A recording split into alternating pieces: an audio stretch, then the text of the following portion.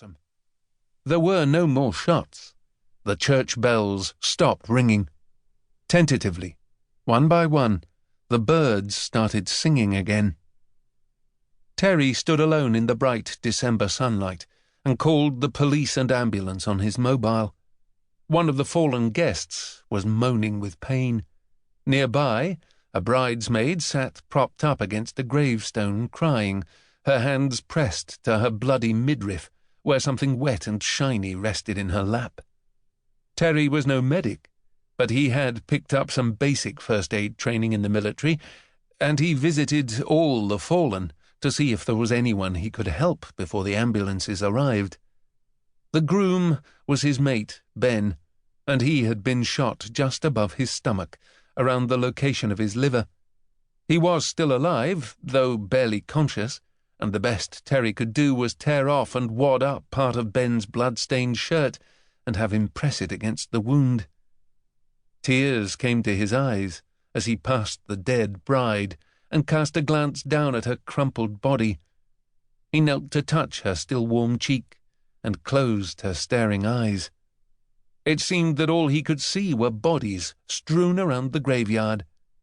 Then he turned and went into the church to find Winsome. Banks left the crematorium ahead of the others, David Bowie's Starman playing over the tinny PA system, and hurried away from the knots of people gathering behind him down the gravelled drive to the iron gates. "It always made her feel happy, that song," he heard someone say between sniffles.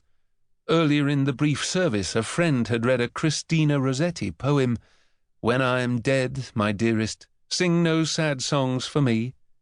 Starman was certainly no sad song, but it still had people in tears, and even David Bowie was dead now.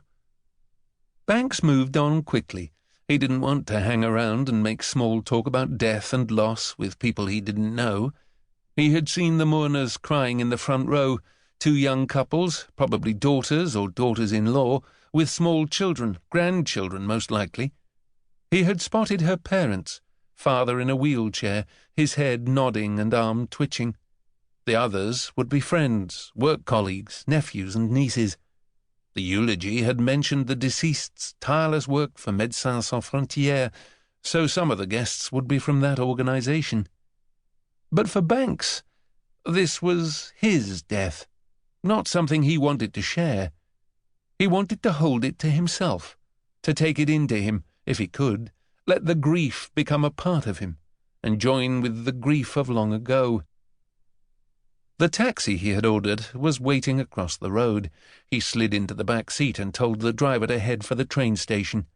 It wasn't a long journey, and it passed in silence. When he checked his watch against the timetable just inside the station entrance, he saw that he had almost an hour until the next train. He walked back to the street and scoped out the area. There was a Waitrose supermarket with a cafe to his left, but that wasn't much use. He didn't feel like a coffee or a cup of tea. Far more tempting was the Great Northern Hotel, almost directly opposite. It was a 3-story brick building with the ground floor facade covered in white stucco. A blackboard listing the daily specials stood by the door. Banks crossed the street, walked in toward the reception desk, and saw the bar to his left. He didn't normally drink so soon after 11 in a morning, but after the funeral he felt in need of something to take the edge off. It sounded as if some sort of function was going on to his right. Banks could hear someone making a speech, punctuated now and then by hearty laughter. The bar was almost empty. One elderly couple sat at a table sipping white wine, and that was it, apart from the pretty brunette barmaid.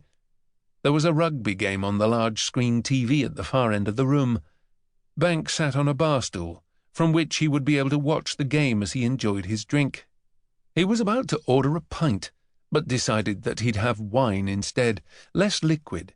He had a 2-hour train journey ahead of him, and the toilets on trains were generally a health hazard, littered with soggy paper and awash with spillage.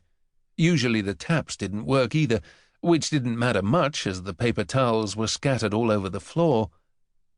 The barmaid smiled at him as he sat down. Banks ordered a large Shiraz and settled on his stool.